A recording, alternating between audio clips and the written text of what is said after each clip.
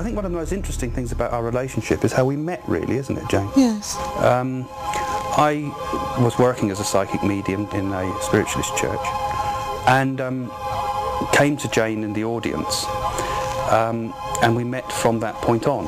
And interestingly, it had been predicted by the spirit world through the mediumship of Doris Stokes, who's well known in England. She'd said not only the date that I would meet Jane as the 6th of March, but also had given her name. And from that point on, our lives completely changed. For me, to actually meet Craig the first time was a wonderful experience. I felt I was in tune with a soulmate. For once in my life, I couldn't get my words out. And we arranged to meet, actually Craig to come to me for a consultation.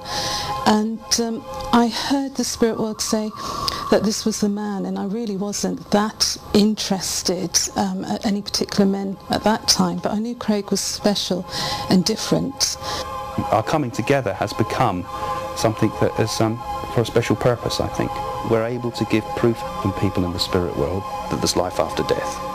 And if this is true, what we do, then you have to reassess a few things. It does make you question about what the purpose of your life is.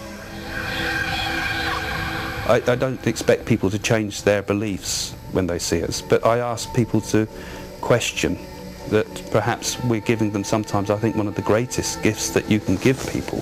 And sometimes this gives such comfort. And I think adds to our happiness too. When we first met, we noticed, and although mine's faded now, but we noticed we all had a mark at the back of our neck in the same position. And when Danielle was born, she had the same mark. It's and like all three a of us strawberry had mark. the strawberry mark. And we wondered if we hadn't had our heads chopped off in a previous incarnation. We have one of the most amazing experiences Jane and I had once.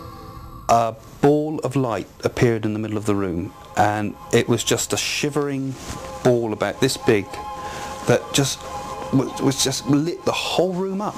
I mean, this was not something we saw inwardly, it was something that was just there, and it would blind you almost. And it bounced around the room and out of the door, and we were in bed, jumped out of bed and ran after it, and it disappeared. Nowadays, we can talk about these things on television, no problem. But when we were younger, we were fighting against a lot of prejudice.